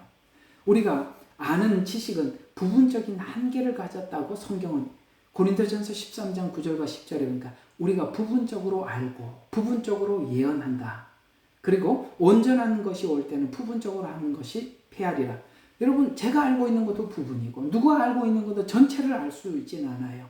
그러나 그 부분 중에 하나님이 주신 그 부분에 대해서 많은 사람들에게 은혜를 끼치고 그렇게 하라고 하나님이 주신 것이지, 전체를 아는 것은 하나님, 성삼위 하나님만이 아시는 거예요. 우리는 그 가지고 있는 일부분으로도 충분하기 때문에 그 일부분을 가지고 우리가 함께 붙잡고 가는 것입니다. 분명히 성경은 말씀하고 있습니다. 우리가 부분적으로 안다, 부분적으로 예언한다 라고 말씀하고 있습니다. 그래서 우리가 알고 있는 지식도 모두가 부분이라는 것을 아시라는 이야기가 되는 것이죠. 또 성경의 가르침보다 이성에 의지하는 것에 의해 가르침을 받은 교사들의 첫 번째 도구는 그들의 이성, 곧 지성입니다. 그러나 하나님은 우리 지성에 대해서 이렇게 말씀하고 있어요. 너는 마음을 다하고 여호와를 의지하고 내 명체를 의지하지 말라고 경고하십니다. 하나님을 의지해라. 너희 명체를 의지하지 마라. 이렇게 말씀하셔요. 왜냐하면 우리의 생각과 하나님의 생각이 다르기 때문에, 그래서 여호와의 생각과 다르며 여호와 길은 우리의 길과 다르기 때문에, 지성이 안내하는 것은 항상 우리가 더하기 빼기 계산을 해서 우리가 모든 것을 결정을 하고 생각을 하고 가지만, 하나님은 느닷없는 길을 여시기도 하신다는 말이에요. 그래서 우리가 우리 이성을 의지하지 말라. 왜요? 하나님의 길과 우리의 길이 다르다고 분명히 말씀하고 있기 때문에. 그래서 어느 때는 그 지성을 내려놓고 생각지 않는 하나님의 요구를 들어야 하는 것입니다. 하나님께서 여러분을 부르실 때, 혹은 여러분들에게 무슨 사명을 맡기실 때, 이럴 때 보면 우리가 전혀 생각하지 못했던 그런 결정을 하나님께서 우리에게 하시고, 이렇게 해라 저렇게 해라라고 말씀하신 경험들이 있으실 것입니다. 그건 우리 이성으로는 이해가 안 되지만, 하나님은 그저 하나님 우리에게 주신 말씀에 따라 순종하라고 하실 때 그거는 우리가 이해가 되는 것은 아닙니다. 왜? 다르기 때문에 그렇습니다. 사람의 지혜는 하나님이 보실 때 미련하다라고 고린도전서 1장 20절에 말씀하고 있습니다. 그래서 성도가 바른 통찰력을 가지고 있다는 것은 바로 이성이 그런 통찰력을 갖는 게 것이 아니라 영적인 것임을 알아야 하는 것입니다. 우리가 하나님의 말씀에 지성을 가지고 있어야 됩니다. 그 지성이 영적이어야 한다 이 말이에요. 영적이라는 것은 너무나도 광범위하고 범위가 넓어서 이게 잘못 해석할 수가 있는데, 영적이라는 말은 하나님의 이 지식이 하나님의 마음을 아는데 동원이 되어야 된다는 거예요. 마음을 아는데. 이게 이런 거예요. 상대방의 마음을 지식으로 정리할 수가 없는 거예요. 그러나 지식으로 정리한, 하나님의 말씀을 지식으로 정리한 그 안에 하나님의 마음이 있는 거거든요. 이 둘이 조화롭게 되어 있다면, 하나님의 마음은 아침에는 이렇게 했다, 저녁에는 저렇게 했다, 이런 마음이 아니란 말이에요. 하나님의 마음은 완벽하기 때문에 성경에다 그대로 당신의 마음을 그대로 이렇게 녹여놨어요. 여기 그대로 녹여놨어요. 이 틀 안에서 하나님의 마음이 움직인다는 거예요. 이게 바로 영적이라는 뜻이에요. 지성, 성경이라는 지성이 하나님의 마음을 이해하는 데 연결이 되어 있으라, 이런 뜻입니다. 이 두 가지 이해를 하시겠습니까? 지성이어야 합니다. 하나님이 어떤 분인지 성경을 통해서 아는 그것이 하나님의 마음을 아는 것과 연결이 돼야지, 지성이 틀이 돼버리면 마음을 아는데, 그래서 이게 하다 보니까 참 어려워졌는데, 저희 교회에 최근에 오신 분이 정말 귀한 이야기를 한번 우리가 하면서 나누었어요. 이번에 예배 마치고 차를 마시면서 나눈 게 뭐냐면, 자기는 구약을 보니까 하나님의 마음과 하나님께서 우리를 향한 마음이 너무 보이더라는 거예요. 여러분, 이게 진짜예요. 지식으로 보면 구약이 뭘로 보이느냐면은 하나님께서 하라 하지 말라라는 하나님의 어떤 억압, 이렇게 보이거든요. 그런데 그분은 그렇게 말하지 않았어요. 구약을 보니까 하나님의 마음이 보이더라는 거예요. 이 사람들의 죄성으로 마음이 막 오합지졸로 흩어진 그들을 하나님께서 한 군데로 모아서 이렇게 사는 것이 옳다, 이것이 행복하다, 이것이 내가 너희들이 이렇게 살기를 바라는 내 마음을 표현한 율법이 그렇게 보이더라는 거예요. 십계명과 율법과 구역의 법이 그렇게 잘못하니까 혼내주고, 그게 정상이죠. 지식이 하나님의 사랑을 꿰뚫어 보는데 사용하는 것을 보고 영성이라고 표현하는 거예요. 영적이라 이렇게 표현하는 거예요. 영적을 내 마음대로 막 이해가 안 되는 걸 함부로 성경을 해석하고 막 풀어내는 것을 영적이라고 말하지 않고, 지식이 하나님의 마음을 풀어내는 것, 이걸 보고 영적이다. 아시겠죠? 네, 이거 오해하면 안 됩니다. 어떤 사람들은 성경을 자기 마음대로 풀면서 이것이 하나님의 마음이요, 뭐 영적 그러는데 그게 얼마나 위험한지 몰라요. 또 실제적으로 적용할 수 없는 추상적인 지식을 전달하는 것도 조심해야 한다. 로마서 8장 2절에 보니까 모든 가르침의 목적은 그리스도를 높이고 그의 형상을 닮도록 하는 데 있습니다. 교사들은 말로 설명하다 보니까 적용에 약해요. 왜냐하면 책상에서 만들어낸 설교거든요. 책상에서 만들어낸 설득, 글들이거든요. 이렇다 보니까 실제 살지 않고 글을 보고 정리를 하다 보니까 추상적일 확률이 높다라는 얘기입니다. 그러나 가르치는 내용들은 실제 우리에게 내 발의 등이요 내 길의 빛으로 사용할 수 있어야 된다. 여러분들 듣는 사람들이 실제 내가 오늘 한 걸음 한 걸음 그 다음에 내가 어디를 향해서 가야 하는지 빛과 등은 달라요. 지금 빛과 등은 하나는 뭡니까? 내 목적지를 밝혀주는 곳이고 그 다음에 등은 뭡니까? 내 지금 오늘 한 발 한 발 지금 현재를 가는 거예요. 이 두 가지 하나님의 말씀을 배운 사람들이 내가 어디를 향해서 가야 하는 건지 지금 내가 어떻게 가야 하는지 이걸 설명을 해줄 수 있어야 된다. 추상적인 그러니까 이렇게 사람들에게 그렇게 가르치려면 내가 가르치는 사람이 살아본 경험이 있어야 되는 거예요. 그 경험 없이 글로 사람들을 가르치면 듣는 사람들이 매우 추상적이 돼요. 그러나 하나님께서 아까 여호와를 경외하는 것이 지식의 근본이라고 말씀하신 것처럼 말씀을 전하는 사람들이 여호와를 경외해서 얻은 지식을 전할 때 듣는 사람들이 공감을 하는 거죠. 그러나 그냥 책상에서 정리한 글은 듣는 사람들이 뭔가 와닿지 않는 등도 되지 않고 빛이 되지 않는 그런 말들이 돼서 그래서 우리가 하나님의 말씀을 배울 때는 내가 산 경험이 있어야 되는데 산 경험 중에서 제일 중요한 그 경험이 두 가지예요. 이렇게 살았더니 하나님 앞에 옳더라 성공한 경험이 있어야 돼요. 근데 문제는 이 성공한 경험을 가진 사람이 사람들에게 설교를 하면 어떤 문제가 생기느냐? 성공만 한 사람이 사람들에게 설교를 하면 어떤 문제가 생기느냐면은 나는 이렇게 살아서 성공을 했는데 너는 왜 못하냐? 라고 사람들에게 못하는 사람들에게 강요만 하게 돼요. 왜 안 되냐고 나는 했다고 이렇게 얘기하죠. 그거보다 더 중요한 경험을 해야 하는데 실패를 경험해야 돼요. 실패를 경험을 안 해보니까 우리 사는 사람들이 실패를 해서 그 실패 때문에 왔는데 실패를 이렇게 해야만이 극복할 수 있다고 말을 해주지는 못하고 왜 안 되냐라고 말을 해줌으로써 듣는 사람들과 전하는 사람들이 완전히 괴리가 생기는 거예요. 그래서 저는 개인적으로 이렇게 주장하는 사람입니다. 신학교를 오시려면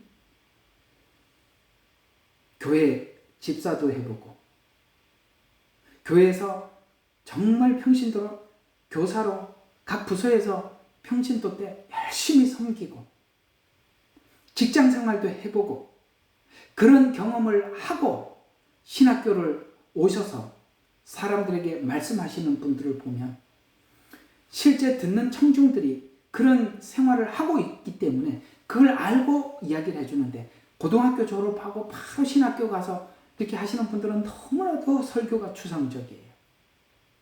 왜? 학교에서 배운 대로만 말하거든요. 물론 그분들의 이야기가 틀렸다는 건 아닙니다만 듣는 사람들의 마음에 와닿지가 않더라는 거예요. 왜? 본인이 경험이 없으니까. 그래서 저는 성공의 경험보다 훨씬 더 중요하게 여기는 것을 실패의 경험으로 말씀드리고 싶습니다. 성경은 아브라함이 모리아산에서 성공한 건 딱 한 번밖에 없는데 전부 다 성공을 위해서 전부 다 실패밖에 없었어요.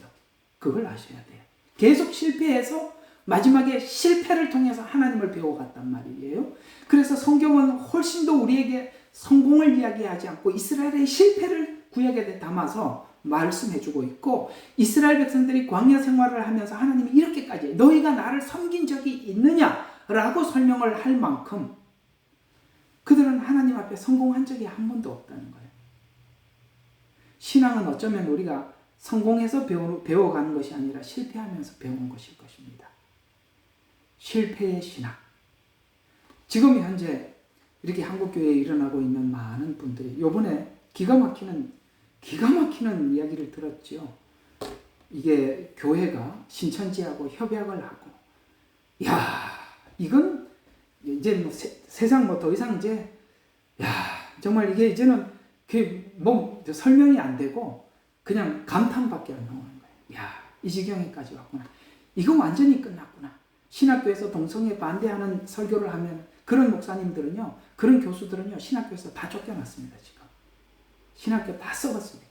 야, 이게 다 썩었다 그러니까 이러면 또 내가 또 이 오늘 가르치는 은사 가진 사람들이 이렇게 자만하고 교만 정말 거기까지 왔다는 게 하도 기가 막혀서 하는 얘기예요. 지금 거기까지 왔거든요. 그런데 왜 이럴 때 사람들이 외치지 않냐? 여러분들이 성도된 입장에서 여러분들 답답하죠. 그 사람들이 지금 이 지경에 왔는데 왜 교회가 가만히 있고 침묵하고 외치지 않느냐? 간단해요. 저는 왜 그런지 압니다. 실패를 해본 경험이 없어서 오직 성경에만 꽂혀있기 때문에 뭐든지 타협하는 거예요. 신천지하고도 타협하고 가톨릭하고도 타협하고 종교다원주의하고도 타협하고 다 받아. 왜? 성공해야 되니까. 성공에 목말라 있는 거예요. 그래서 하나님께서 우리가 성공한 듯한 것들을 하나님이 계속 무너뜨리죠.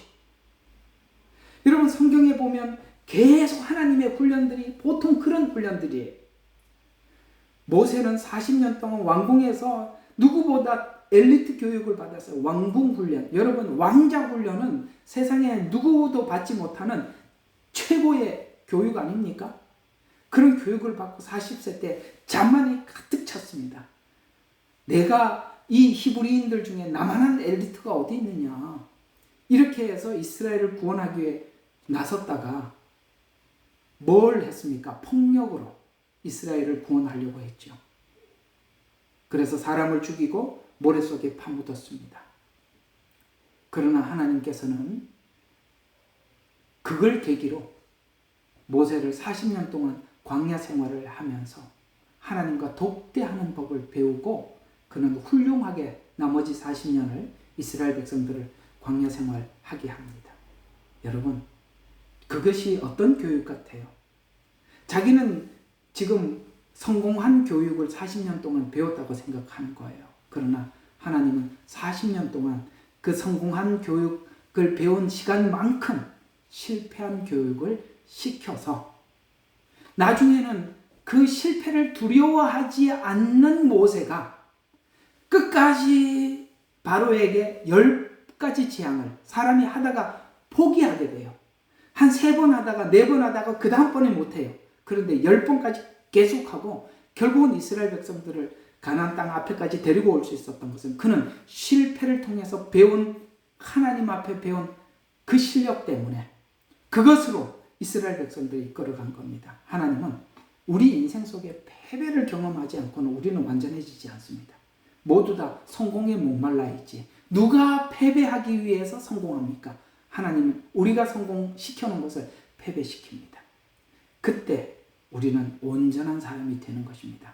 그래서 저는 왜 요즘 이렇게 됐나? 사람들이 분명히 틀린 거 알면서도 왜 이렇게 타협하느냐? 다 성공에 목말라 있기 때문에 바른 소리를 못하는 겁니다. 내가 혹시나 신천지하고 하나가 더, 왜냐하면 신천지에 너무 많이 갔거든요.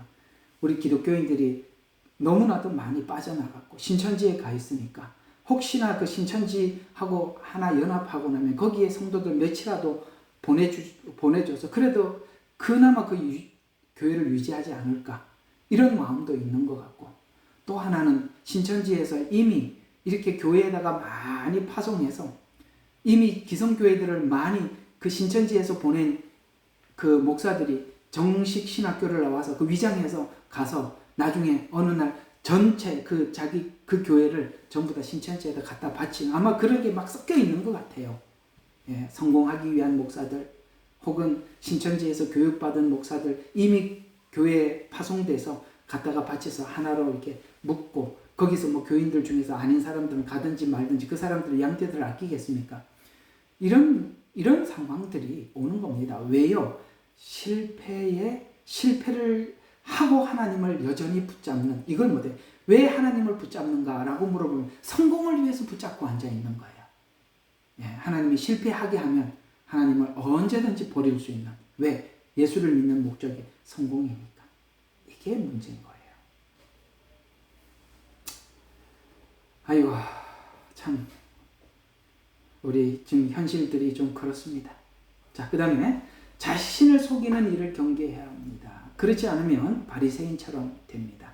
야고보서 1장 25절과 22절과 25절에는 너희는 도를 행하는 자가 되고 듣기만 하여 자신을 속이는 자가 되지 말라.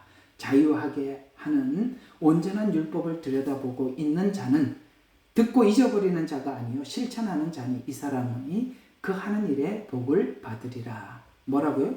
듣기만 하고 네가 듣고 가르치고 이러는 사람만 되지 마라. 만약에 그렇다면은 너 자신을 속이는 자가 아니냐. 그렇습니다. 우리가 뭐 자신을 속이지 않고 어떻게 살겠습니까? 그러나 그러니까 말이 좀 해보니까 이상하네요. 그 말이 아니라 우리가 뭘 다 하고 사람들에게 가르치겠습니까? 이렇게 말하는 게 맞는 거네요. 우리 다 못하고 가르치는 건 맞습니다. 그걸 사람들에게 설교를 할 때도 나도 이게 사람들에게 이렇게 해야 합니다. 이거 하나님 기뻐하는 것입니다. 라는 말을 청중들에게 하지 말고 자신에게 하라 이 말입니다. 그래야 너는 내 자신을 속이지 않는 자가 된다. 그래서 이게 가르치는 사람들도 자기 자신의 연약함과 부족함에 대해서 사람들에게 솔직하게 공개할 줄 아는 그런 진심이 필요한 것입니다. 자, 이게 오늘 사실은 1시간만 하고 좀 끝낼까 했는데 다 못하게 될 것 같은데 조금 시간이 걸리더라도 오늘 좀 마치도록 합시다. 오늘 시간이 다 돼가지만 그래도 조금 남았으니까 조금 더 참아주시고 한 10분 정도 좌우에 끝날 것 같습니다. 자, 너무 세부적인 연구에 의해서 듣는 사람들을 지루하게 하는 것에 의해 교사들의 큰 기쁨은 그들이 자세히 연구하는 뭔가를 연구를 해서 그 연구한 것을 사람들에게 가르치는 것이 자기의 즐거움이에요. 그러면 교사들은 그들이 관점이 옳다는 것을 보이기 위해 그들이 연구한 능력과 자신을 사람들에게 여러분 이제 사람들이 이런 게 있어요. 이렇게 설교를 듣는 사람들이 어디에서 은혜를 받으면 설교하는 사람은 어떤 부담을 가지게 되느냐면 사람들이 저번에 나한테 은혜를 받았는데 이번에도 은혜를 필연적으로 끼쳐야 된다는 부담을 가지게 돼요.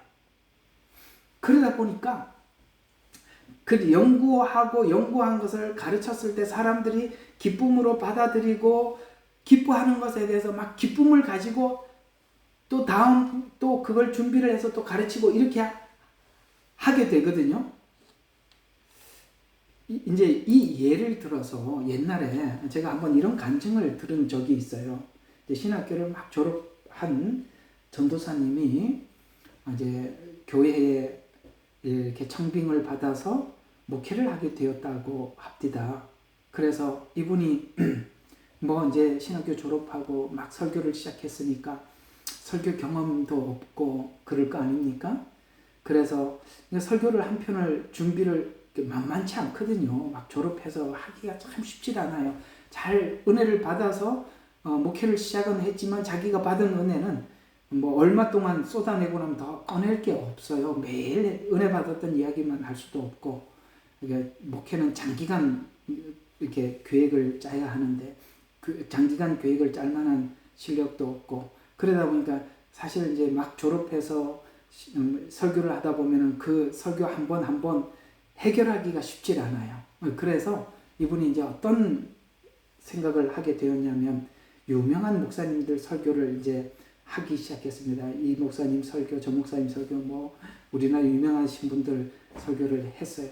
그래서 설교를 했는데 그 교회 성도들이 은혜를 못 받는 거예요. 오늘 해도 안 되고 다음 주 해도 안 되고 왜냐하면 이 목사님 설교는 많은 사람들이 공감하는 설교인데 내가 그걸 준비를 해서 사람들한테 했더니 안 듣는 거예요. 그래서 어느 날 사람들에게 그렇게 이야기를 했어요. 아니 이게 제가 한 설교가 우리 한국 교회에 있는 사람들 중에 은혜 안 받는 사람이 없는 설교인데 아무개 목사님 설교인데 당신들은 그런 설교도 듣지 못하느냐 이런 이야기를 한번 한 적이 있다고 합니다. 이게 설교자들이 가지고 있는 엄청난 부담이거든요. 오늘 내가 은혜를 끼쳤으면 다음 시간에도 꼭 끼쳐야 된다. 근데 나는 그런 실력이 없다.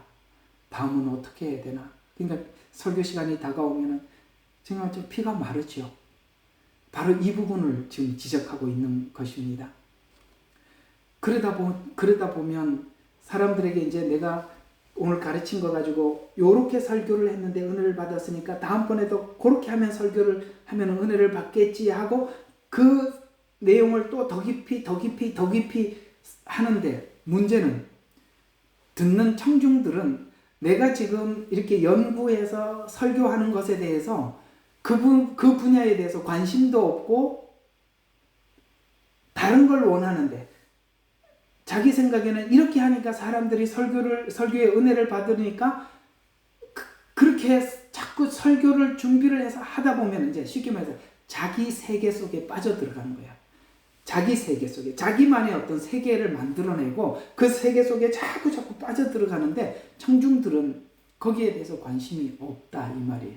이해가 갑니까? 가르치는 사람들은 그 자기가 가르치는 것에 대해서 남들이 알아내지 못하는 것에 대해서 내가 깊이 있게 연구를 했고 그 깊이 있게 연구한 것에 대해서 사람들에게 가르치는 즐거움을 누리고 그걸 낙으로 삼고 있는데, 듣는 사람들은 그게 지루해질 수가 있다는 것입니다. 그러다 보면 자기 세계 속에서 설교를 하고 있는 것이지 청중들과 교감이 끊어질 수가 있는 것, 그걸 조심해야 된다라는 것입니다. 예, 여러분들도 설교자들이 아니니까 이해가 덜 되더라도 혹시나 이 듣는 분들 중에 설교하시는 분들이 계신다면 또 이 말씀도 여러분들에게 좀 도움이 되셨으면 합니다. 또 그래서 말을 전달할 때 알아듣기 쉬운 말로 상대방의 눈높이에서 말을 전달하는 실력이 필요합니다. 고린도전서 14장 9절에 바울이 이 부분에 대해서 이렇게 잘 얘기해 주고 있어요. 고린도전서 14장 9절, 이와 같이 너희도 혀로서 알아듣기 쉬운 말을 하지 아니하면 그 말하는 것을 어찌 알아들으리요? 이는 허공에다 말하는 것이니라. 이렇게 말씀하고 있습니다. 그렇죠. 자기 세계 속에 빠져갖고 아무리 설명을 한들 듣는 사람들이 그 부분에 대해서 공감도 안 되고 이해가 안 되면 그거 다 허공에다가 하는 말 아니겠어요? 그래서 설교자들이 상대방에게 설교를 할 때는 상대방이 알아듣기 쉬운 말, 그들이 알아들을 수 있는 수준에서 설명을 해줘야 한다. 이것도 조심해야 되는 것이다. 자기 세계 속에 빠지지 말라, 이런 얘기가 되는 것입니다. 또 무서운 것은 그들의 자신의 책의 세계 속에 은둔하는 것, 자기 세계 속에 은둔하는 것에 의해 교사들은 리서치를 즐길 뿐만 아니라 선생으로서 그들의 유능함의 근거가 리서치하는 능력이라고 생각을 합니다. 가르치기 위해서 깊이 들어가다 보면 자신도 모르게 자기 세계 속에 갇히고 그들의 둘레에 다른 사람들의 세계에 대해서는 무지할 수가 있어요. 이게 이제 교수들이 가지고 있는 함정이거든요. 교수들은 자기 분야에 대해서는 특출한, 누구도 그 권위를 따라잡을 수 없는 실력을 가지고 있다고 하지만 그게 자기 세계 속에 갇히게 됩니다. 그는 그 분야만 사람들에게 가르치는 일을 하면 좋은데 그 분야를 넘어서서 다른 사람들 대중을 가르치러 나오면 이런 사람들이 위험해져요. 왜? 자기 세계 속에 갇혀있는 이야기를 하기 때문에 그렇습니다. 조심해야 되는 것입니다. 또 학문과 실제에서 학문에 갇히게 되면, 지식에 갇히게 되면 교육받는 자들의 필요를 인식하지 못할 수도 있습니다. 그래서 아까 말씀드린 것처럼 우리가 학문으로 설교하는 것이 아니라 실제로 설명하기 위해서는 우리가 목회를 하기 전에 많은 경험을 하는 것이 중요하다고 아까 말씀을 드렸었습니다. 또 진실한 지식은 사람을 세우고 변화시킬 때 이게 진실한 지식이 전달되었구나라는 것을 알게 되는 것입니다. 그래서 고린도전서의 8장 1절에 보면 아까 지식은 교만하게 되고 사랑은 덕을 세운다고 말씀드린 것처럼 바울은 지식 체계가 문제가 될 수 있음을 경고하면서 사랑과 적용이 지식보다 더 중요하다는 것을 강조하고 있어요. 사랑이 더 중요하다. 지식보다. 이걸 강조하고 있습니다. 또 가르치는 사람을 세운 이유는 결국은 가르침을 받은 사람들이 봉사를 하게 하고 주를 위해서 일하게 만들어야 된다는 거예요. 또 하나는 그리스도의 몸을 세우게, 교회를 위해서 뭔가 역할을 감당하게 해주는 거예요. 그래서 아무리 가르쳐도 사람들이 봉사도 안 하고 교회 안에서 자기 위치 안에서 자기의 위치 안에서 열심히 주를 위해서 그 몸을 교회를 세우기 위해서 애를 쓰는 사람으로 만들어 놓지 못하면 그 가르치는 게 다 헛것이라 이 말입니다. 그래서 에베소서 4장 11절과 12절을 보니까 성도를 온전케 하고 가르치는 사람들 가르치는 것을 통해서 성도를 온전케 하고 봉사의 일을 하게 하며 그리스도의 몸을 세우게 하려 하심이라라고 이렇게 말씀을 하고 있는 것입니다. 자, 오늘은 여기까지예요. 자, 오늘 한번 정리를 한번 해서 여러분들에게 이렇게 정리를 좀 해드리면은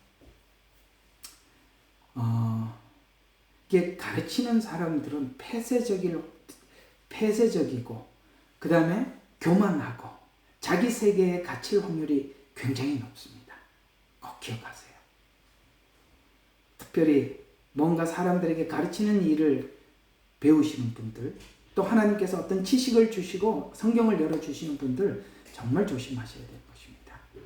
항상 이런 것들이 이 가르치는 은사를 가진 사람들이 많은 사람들에게 신앙을 체계화시키고 확신을 주고 그게 분명하지 않는 믿음들을 분명하게 만들어주는 정말 귀한 은사이긴 한데 그 은사가 자기를 갇히게 만들고 운동하게 만들고 폐쇄적이 되고 누구 말도 듣지 않는 교만한 사람으로 만들어낼 수도 있다는 것을 꼭 오늘 성경의 경고를 잊지 않으셔야 합니다. 우리는 남을 가르치기 위해서 배우지 말아야 합니다. 남을 가르치기 전에 자기를 쳐서 복종을 해요. 아까 바울이 말을 했죠. 나는 하나님 앞에 내가 내 스스로에 내가 내 양심에 꺼리낌이 없었다. 그러니까 자책할 것이 아무것도 없다. 그럼에도 불구하고 내가 이것으로는 하나님 앞에 의롭다함을 받을 수는 없다라는 이 겸손한 마음을 바울이 평생 가지고 있었던 것을 꼭 기억하셔서 하나님께서 여러분에게 성경을 열어주시더라도 또 성경을 열어주신 사람을 통해서 여러분들이 정말 귀한 은혜를 받고 배우셨다 하더라도 그 지식이 여러분을 절대로 가두지 못하게 정말 조심하셔야 되는 것입니다. 제가 오늘 이 부분에 대해서 여러분들에게 강조하면서 한 번 더 여러분들에게 부탁드리는 이유는 뭐냐면 이 가르치는 은사를 통해서 여러분들이 받은 혜택이 많을 것입니다. 이 가르치는 은사를 통해서 여러분들에게 참 믿음도 생기고 또 아닌 것도 잘못된 것도 또 분석할 수 있는 능력도 여러분들이 가지게 되었을 텐데 절대 이것이 교만으로 가지 않기를 진짜 바랍니다. 제가 이걸 너무나도 잘 알고 있어서 여러분들에게 여러 번 강조하는 부탁이니 오늘 이 말씀 오늘 지금 들어와서 듣지 못하는 분들이라 할지라도 유튜브를 통해서 듣더라도 저의 이 당부를 꼭 여러분 마음속에 두시고 저와 함께 성경 공부를 해 나갔으면 합니다. 기도하고 마치도록 하겠습니다. 하나님 감사합니다. 하나님께서는 교회의 많은 사람들에게 각양 은사를 하나님께서 주셔서 그 은사를 통해서 저희들에게 한량없는 은혜를 베풀어 주심에 정말 감사를 드립니다. 그러나 이 지식은 교만하게 한다는 거 잊지 말게 도와주십시오. 또 우리 스스로의 세계로 빠져든다는 것도 잊지 말게 해주십시오. 하나님께서는 이렇게 부족해 보이는 그 영혼들까지도 사랑하고 있다는 사실을 한순간도 잊지 말게 도와주시옵소서. 우리의 지식이 우리 스스로를 멸망시키지 않도록 하나님 강력히 붙들어 주시옵소서. 주신 말씀 감사드리옵고 우리를 권하신 예수님 이름으로 기도드렸습니다. 아멘.